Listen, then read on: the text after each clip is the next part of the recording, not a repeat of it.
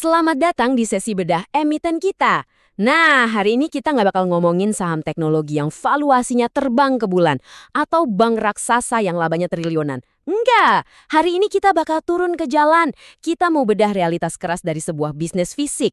Ini dia kisah bertahan hidupnya PT Mitra International Resources, TBK, atau yang kodenya MIRA. Perusahaan truk angkutan berat yang lagi bener-bener berjuang di industri yang super menantang. Penasaran gimana sebuah perusahaan bertarung mati-matian buat tetap hidup? Yuk, kita bahas tuntas. Coba kalian bayangin angka ini.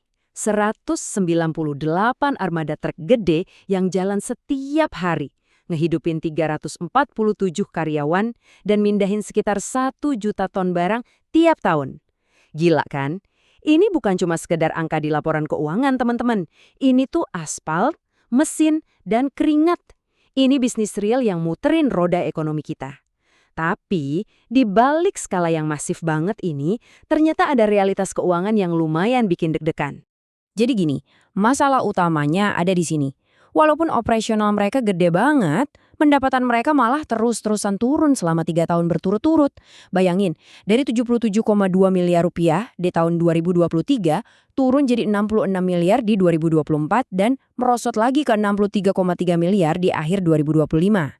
Terus kita pasti mikir kan, kok bisa mesin pencetak uang segede ini malah pelan-pelan kehabisan bensin? Nah, buat ngejawab itu, kita udah siapin peta jalan analisis hari ini. Pertama, bertahan dari badai. Terus, profil dan model bisnis. Ketiga, 3 tahun rapor merah. Keempat, sinyal positif kuartal pertama.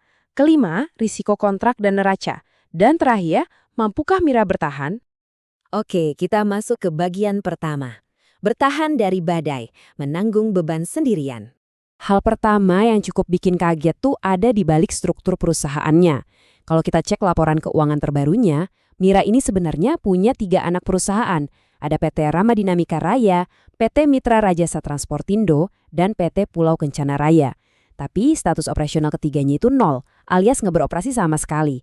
Artinya apa? Induk perusahaannya, si Mira ini, benar-benar sendirian. Mereka mikul semua biaya, dari gaji, perawatan truk, sampai risiko industri tanpa ada bantalan dari unit bisnis lain. Benar-benar ujian ketahanan yang luar biasa ya. Lanjut ke bagian 2, profil dan model bisnis. Beratnya operasional. Fakta menariknya, 100% pendapatan Mira itu murni dari jasa transportasi darat. 100% loh. Operasional truk mereka kurang lebih berfokus pada angkutan semen kantong dan air minum dalam kemasan. Rute operasional mereka juga padat banget di Pulau Jawa, membelah wilayah Jabodetabek, Jawa Barat, Banten sampai ke Cirebon dan Purwokerto. Bisnis logistik murni kayak gini tuh margin keuntungannya benar-benar sensitif banget sama harga BBM dan seberapa efisien rute perjalanan mereka. Nah, ini dia nih titik paling krusial buat Mira, yaitu konsentrasi pelanggan. Hampir setengah dari nafas bisnis Mira itu cuma bergantung ke satu klien raksasa. Siapa lagi kalau bukan Indosimen, yang nyumbang 44,7% dari total pendapatan Mira di kuartal pertama 2026. Di satu sisi, punya klien sekelas Indosimen sih bangga banget ya. Tapi dari kacamata fundamental, ini resiko tinggi teman-teman. Kalau sampai ada apa-apa sama kontrak ini, Mira bisa langsung kehilangan separuh nyawa bisnisnya dalam semalam. Dan tekanan itu makin berasa kalau kita ngomongin aset utama penggerak pendapatan mereka, yaitu armada truknya sendiri. Jumlah armada mereka ini lagi menyusut. Dari yang tadinya 218 unit, sekarang cuma sisa 198. Kenapa? Karena manajemen terpaksa ngejual 20 truk tua di tahun 2025. Sebenarnya ini langkah bertahan hidup yang klasik sih. Potong aset yang udah tua buat ngurangin biaya perawatan yang boros, walaupun risikonya kapasitas angkut mereka otomatis jadi turun. Masuk ke bagian 3. 3 tahun rapor merah, menggali defisit. Oke, kita lihat angka yang cukup bikin narik nafas panjang. Minus 1,38 triliun rupiah. Ya, ini adalah saldo akumulasi defisitnya Mira. Rugi bertahun-tahun ini benar-benar ngegerus ekuitas perusahaan sampai turun 5,34%. Alhasil, rasio utang terhadap ekuitas atau DER mereka naik ke 0,61 kali. Bahkan di tahun 2025 aja, rugi bersihnya masih membengkak di angka 9,18 miliar rupiah. Jadi kebayang dong, tumpukan beban dari masa lalu ini bikin langkah Mira ke depannya itu kerasa berat banget. Tapi nih, kalau kalian cuman baca laporan laba rugi 2025 sekilas, kalian mungkin bakal mikir ada keajaiban. Laba kotor mereka tercatat meroket gila-gilaan. 5.655%, jadi 7,36 miliar rupiah. Keren banget kan? Eits, tunggu dulu. Disinilah kita sebagai analis harus jeli. Lonjakan ini murni cuman ilusi akuntansi, teman-teman. Sebenarnya, manajemen cuman mindahin pos beban pajak PPh 21 dari beban pokok pendapatan ke beban umum. Jadi duitnya nggak nambah, cuman pindah kolom aja. Makanya selalu baca catatan kaki ya. Sekarang kita ke bagian 4, sinyal positif kuartal pertama, secercah harapan. Di balik semua rapor merah tadi, ada loh pencapaian nyata dari manajemen yang harus kita apresiasi. Di kuartal pertama 2026 ini, mereka agresif banget ngelakuin efisiensi. Beban pokok pendapatan sukses dipangkas sampai 25% jadi 12,66 miliar rupiah. Hasilnya, laba kotor yang dulunya minus, sekarang benar-benar balik positif secara real, jadi 737,7 juta rupiah. Terus, rugi operasional juga pelan-pelan berhasil ditekan 11%. Ini ngebuktiin kalau strategi perampingan mereka beneran mulai membuahkan hasil. Nah, dari semua metrik keuangan yang ada, angka ini nih yang paling vital buat perusahaan yang lagi krisis. Arus kas operasi kuartal pertama 2026 akhirnya cetak angka positif, 835 juta rupiah. Ingat ya, di dunia bisnis, laba bersih itu bisa aja dipoles pakai akuntansi, tapi kas tunai adalah raja. Arus kas positif ini tuh ibarat denyut nadi yang kembali berdetak.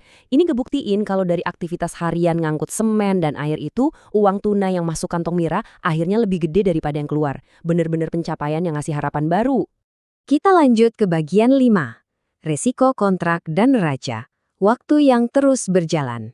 Coba deh perhatiin perbandingan neraca yang agak jomplang ini. Di atas kertas, Mira tuh kelihatan solid, punya total aset hampir 230 miliar rupiah. Tapi ingat, sebagian besarnya itu aset tetap berupa truk, senilai 155 miliar, yang pastinya nggak gampang dijadiin duit kilat. Terus, bandingin sama uang kas tunai mereka di bank yang cuma nyisa 210,9 juta rupiah. Cuma segitu, padahal mereka ada utang bank jangka pendek yang harus dilunasin sebesar 19,74 miliar rupiah. Terus jangan lupa ada aset tak terwujud alias goodwill sebesar 38,57 miliar yang sifatnya nggak produktif. Jadi ibaratnya mereka punya banyak truk miliaran, tapi dompet kasnya itu tipis banget. Krisis likuiditas yang lumayan ngeri.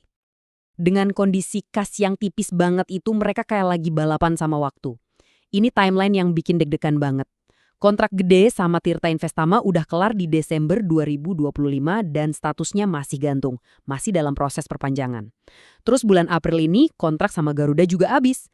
Dan ini nih puncaknya, di bulan Juni 2026 kontrak utama dengan Indosimen yang nyumbang hampir separuh pendapatan mereka bakal kedaluarsa dan harus segera dinegosiasi ulang. Bicara soal tenggat waktu ini, kita jadi makin sadar satu hal. Buat Mira, negosiasi kontrak di pertengahan 2026 itu bukan sekedar agenda rapat bisnis biasa. Ini benar-benar urusan hidup dan mati perusahaannya. Bayangin aja, kalau mereka sampai gagal dapat perpanjangan dari Indosemen dan klien besar lainnya, truk-truk mereka bakal nganggur karena nggak ada barang yang diangkut. Dan kasih cuma 200-an juta tadi, jelas nggak bakal cukup buat tutupin beban tetap perusahaan yang terus jalan. Sampai kita di bagian terakhir, mampukah Mira bertahan? Target 2026.